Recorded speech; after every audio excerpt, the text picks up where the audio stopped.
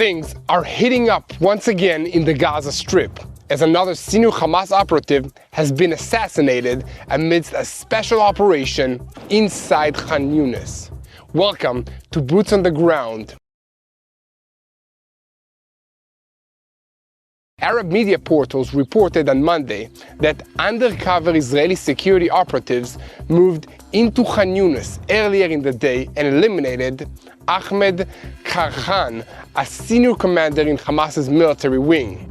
This caused a shockwave in the city, but it was just the beginning, as just a few hours later, the IDF issued a warning to the residents to evacuate ahead of an unprecedented assault. We'll have all the details from this latest special operation that sounds like the script from a Hollywood movie. Meanwhile, in Gaza, testimonies continue to accumulate about the assassination operation against the terrorist Ahmed Sarhan in central Khan Yunis, which is considered a senior commander in the El Nasser Salah el-Din brigades, the military wing of the Popular Resistance Committees. An eyewitness told the media that they saw 9 people got off a bus dressed in women's clothes. They burst into Sarhan's house, assassinated him, and arrested his wife and children. About 4 hours after reports of the raid, his organization, in which he was described as a special operations officer, confirmed that he had been terminated. Reports in Palestinian media outlets confirmed these details, adding that heavy covering fire was laid down by nearby tanks and aircrafts in order to secure the withdrawal of the special operations teams. The reports also said that the goal of the operation had been to capture Sarhan alive. Other reports added that the raid lasted around 20 minutes and that physical evidence was found at the scene, including rifle bullets, shell casings, smoke grenades, women's clothing, and camouflage box that appeared to be belonging to him, the terrorist. This is a major operation that the IDF has executed in the Gaza Strip over the past few days. Elsewhere, the Golani Brigade battle team has operated in recent weeks under Division 36 in the Morag corridor between the Khan Yunis and the Rafah brigades. Thus far, forces have neutralized hundreds of terror infrastructure, including tunnels, and eliminated dozens of terrorist fighters. In recent days, Yalom unit fighters under the brigade command destroyed the tunnel into which the terrorists fled after detonating the charge that left Captain Noam Ravid and Sergeant Major Yaheli Saror fatally wounded, along with 2 of their comrades who were seriously wounded but survived. There are many other similar stories of heroism and hard work by the IDF soldiers in the Gaza Strip because Israel is currently attempting to execute several moves simultaneously. First, to improve positions before the transition to an assault. Second, to seize assets in case that the parties are forced to halt the fighting before it starts. And third, to exert unrelenting physical pressure on Hamas. As part of this campaign, it was reported that telephone, internet, and electricity lines have been cut off in the Khan Yunis area, while the Air Force continues a powerful wave of strikes across various parts of the city. Amidst all of this kinetic activity, there is evidence emerging that the residents of Khan Yunis know exactly who is to blame for their difficult situation.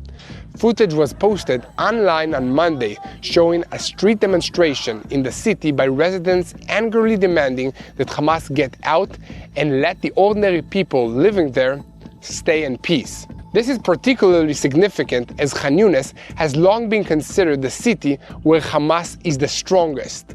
Speaking of ordinary residents in the Gaza Strip, according to security estimate data, more than 400,000 residents have already moved from northern Gaza to the south. Meanwhile, the IDF has increased infrastructure demolition activity using ground explosives and heavy engineering equipment. The Southern Command of the IDF reports that there is a very large effort to establish the humanitarian aid hubs in southern Gaza.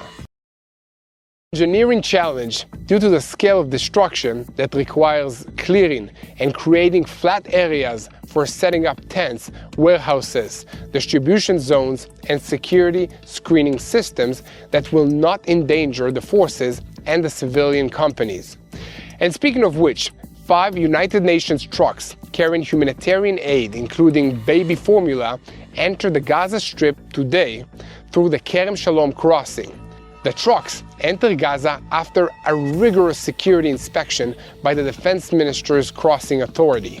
The IDF explained that the aid entry was carried out in accordance with the decision of the Security Cabinet and on the military echelon's recommendation, adding that the IDF will enable a humanitarian response in the Gaza Strip, making every effort to ensure that the aid does not reach the hands of the terrorist organization Hamas.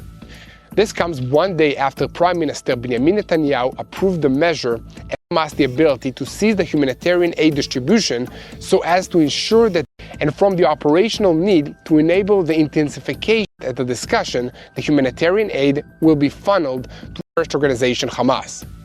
This comes Benjamin Netanyahu approved the measure at a cabinet meeting, and according to those present at the discussion, the humanitarian aid will be funneled to all parts of the Gaza Strip and will not be limited solely to distribution at regulated hubs. Netanyahu claims that the decision was approved by the IDF's recommendation and from the operational need to enable the intensification of the fight to defeat Hamas. He added that Israel will bring a basic quantity of food for the population to ensure that no famine crisis develops in the Gaza Strip. Such a crisis would jeopardize the continued action of Gideon's chariots to defeat Hamas. Israel will act to deny Hamas the ability to seize the humanitarian aid distribution so as to ensure that the aid does not reach Hamas terrorists. However, later a senior source claimed that this is a temporary step of about a week until the completion of the distribution centers, most of which will be in the southern part of the Gaza Strip under IDF security control and operated by American civilian companies. So guys, here at TV in Israel, we will continue to report on every development, boots on the ground styles, and as always, we invite you to be part of the team. With or without the Trump plan or the blessing of Hamas, Palestinians are leaving the Gaza Strip, which is right behind me.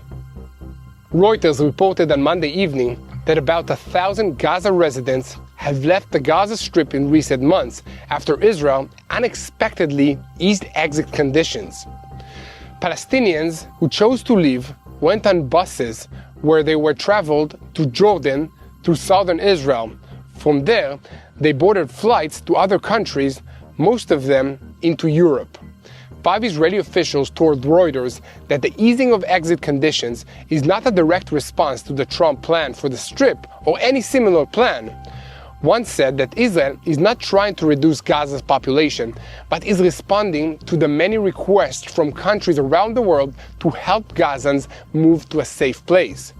At the same time, the chance of reaching a hostage release deal is diminishing, although for now, the Israeli delegation is still in Doha, Qatar. 2 nights ago, Hamas once again rejected the new Israeli proposal for a partial deal and continues to insist on receiving international guarantees to end the fighting, a condition that Prime Minister Benjamin Netanyahu flatly refuses. Despite the stalemate, Netanyahu decided to keep the delegation in Doha, Qatar for another day or 2.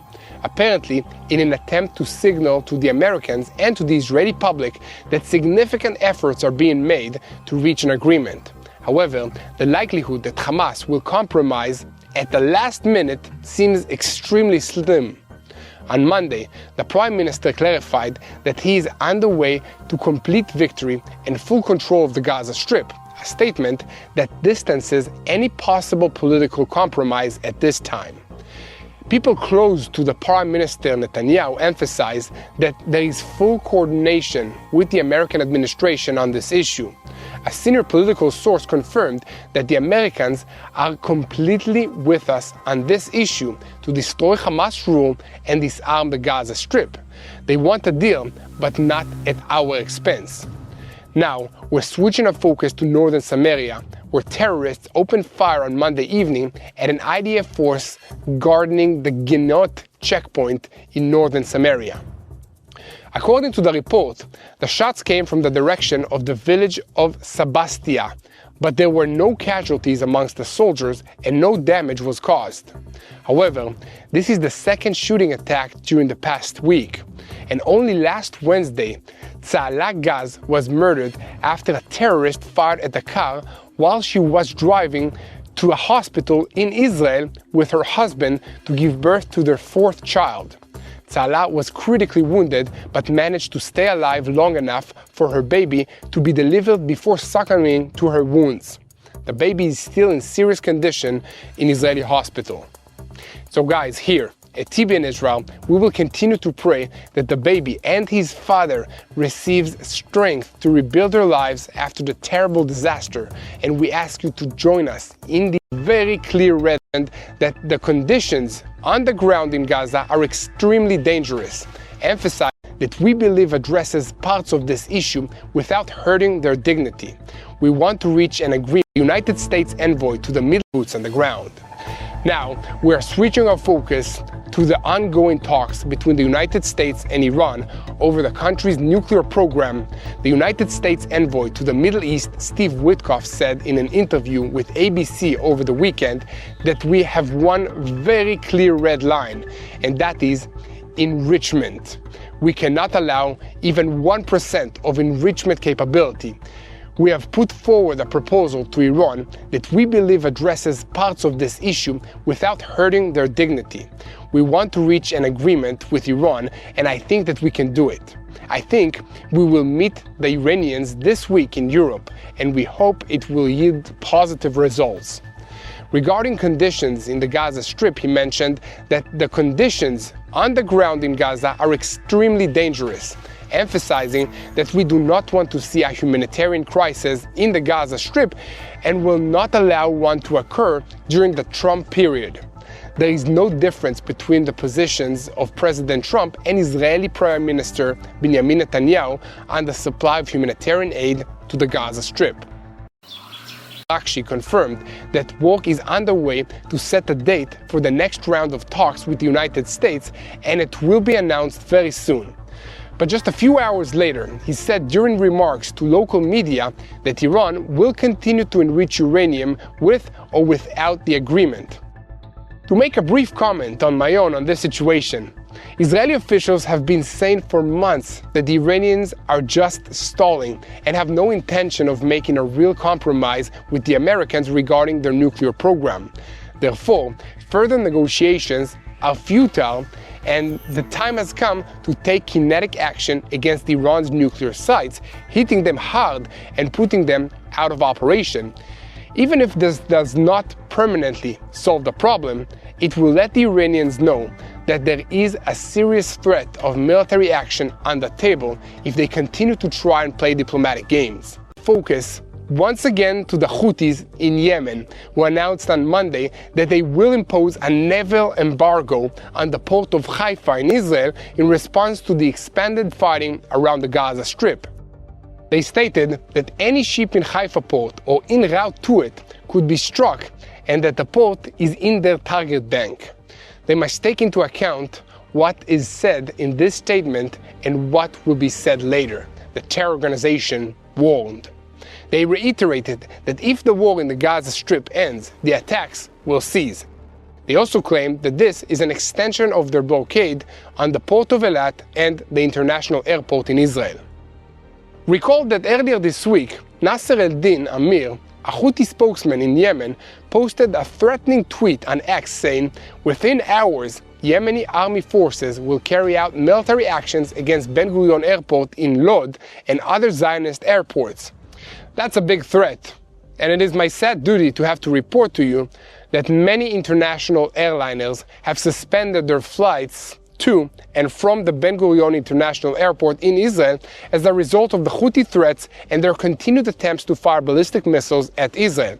However, it is also true that after Israel's annihilation of Hezbollah, ongoing operations against Hamas, and the fall of the Assad regime in Syria, the Houthis are the only remaining member of Iran's axis of resistance that retains, for now, the will and the ability to strike Israel.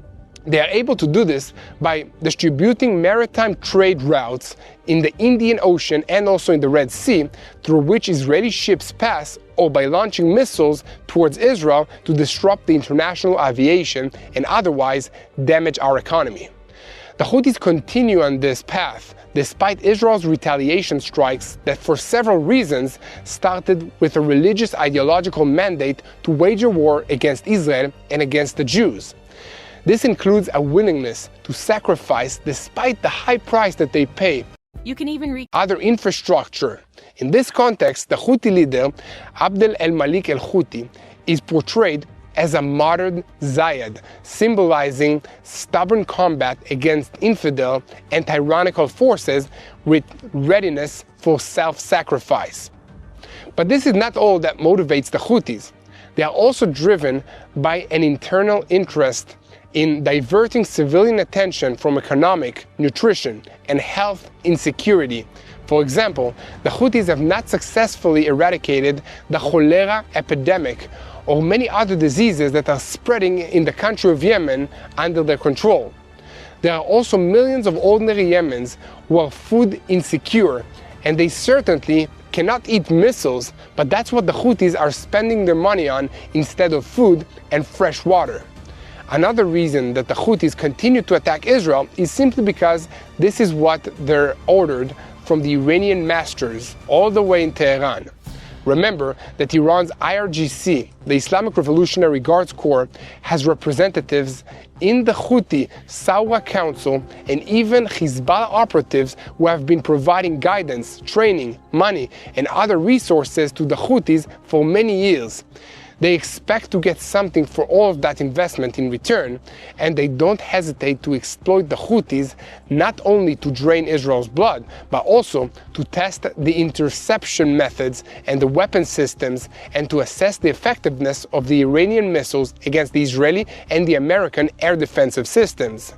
There is growing evidence that the Iranians are sharing what they've learned from these encounters with their Russian and their Chinese allies who are fighting or threatening to fight United States allies in other parts of the world and would like to know how to overcome United States defenses and equipment.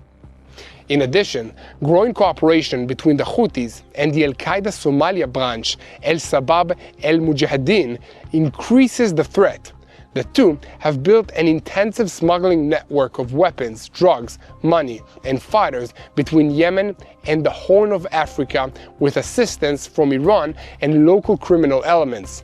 This cooperation is a force multiplier for the Houthis and could enhance terror threats not only in the Red Sea region, but also towards the Horn of Africa, especially as both sides acquire UAVs, USVs, and long-range missiles.